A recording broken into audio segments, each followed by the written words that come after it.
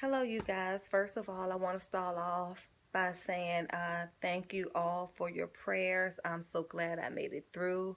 I love you guys. And, my biggest fear was going under and not coming back up, not waking back up. That was my biggest fear. Even though I am overall healthy, but you hear so many horror stories of healthy people going under, not waking up, or going under, waking up. And they go to a recovery room, and then some way their lungs collapse and they pass away after they got all the surgery and stuff. So I'm so glad that you all kept me in your prayers. So um, the last video I made was me about a few hours out of um, the OR. I was in the recovery room, really, drugged up, doped up, and things like that. So I did want to talk about what actually happened and my overall, I guess, experience. So I'm going to start off with the not so, I'm not going to say not so nice, but just the overall concern, which was my blood pressure. Like I said, I never had a problem with my blood pressure before or anything. From the time I got to the hospital I registered in to the time I left, my blood pressure has been up, down, up, down, up, down. So, that was a big concern for the nurses and the doctors that was on staff during the time I had my surgery.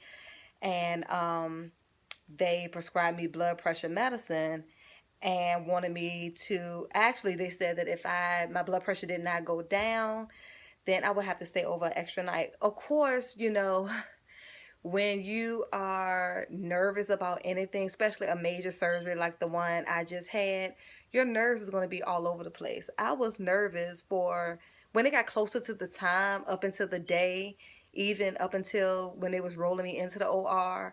My my heart rate and my blood pressure was just high because I'm nervous. And then of course when you experience pain and things like that, your blood pressure is going to go up too. So I tried to let them know, but of course they were doing their job and saying, as a precaution and things like that. Of course, I'm better now. I'm at home. Um, this is actually 6 days post. Yeah, 6 days post. So that was the bit of concern. I did not have any complications. I did not have any infections. However, you guys, well, my surgeon, the doctor that performed surgery on me, came in and checked on me and told me that I did really, really good. Everything was, outstanding. And however, they came across something when they opened me up. And I'm like, what you talking about, dog? So I'm thinking to myself, oh Lord, let me brace myself. Oh my God, what else, what is going on here? So they told me that, well, when they opened me up, that I had a hernia on my right side of my stomach. And I'm thinking to myself, like, what? What? I never been diagnosed. I don't know what. They was like, yeah, it's nothing to be concerned about. But the only thing about this hernia is that it was a growing hernia. Like it was living inside of me. And at the end of the hernia, it was growing out fat. It was fat cells multiplying every goddamn way. Multiplying, multiplying, multiplying. So they say, yeah, they got rid of it. They killed all the fat cells. That's what they do when they do a tummy tuck anyway or whatever. But that made me think. I'm like, the whole time I have lost weight and things like that. People was like, oh, you lost weight in your legs. I can see it in your face. I always had a small waist, but after my twins, my stomach could never go down. That's the reason why. I had a hernia just multiplying fat cells, probably for the past 4 years, because I haven't had nothing like that since. Remember I told you, after the pregnancy of them twins, it was hard for me to snap back? That's why. So they said that as soon as they took that hernia out and killed all the fat cells attached to it and all of that, that my stomach just went flat. And they were saying that because my stomach was flat, I naturally had a genetically flat stomach. And I'm thinking to myself, yeah, because before I even had kids, I never had a stomach. Anyway, I had a cute shape, small waist, and, no stomach and stuff at all. Cute hourglass shape.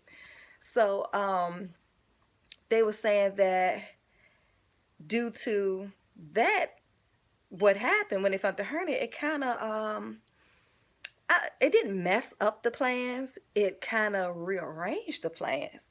Remember when I said when I was laying in the hospital, I said I got some things didn't go to plan. I'm gonna tell y'all about it when I feel a little bit better. So, before I went to surgery, they mock you and stuff like that. So what they did, they had planned to take off a certain amount of skin and lose muscle and fat. Well, not lose muscle, but skin and fat off of me. But due to the hernia and the removal of the growing fat cells at the end of the hernia and all of that, and had made my stomach flat, they were able, you guys, to take off more skin and more fat. So that's why I said it was a good thing. So I look at that as a blessing in disguise, because who's to say if I would have never went through this, I still would have had a sprouting fat hernia growing inside of me, and I'm trying to lose weight and trying to figure out the reason why I can't lose this damn weight. So that's what I wanted to come on here and tell y'all. Overall, I feel good. I did go to my my first post-op appointment. Everything is healing wonderfully. They did take out a drain.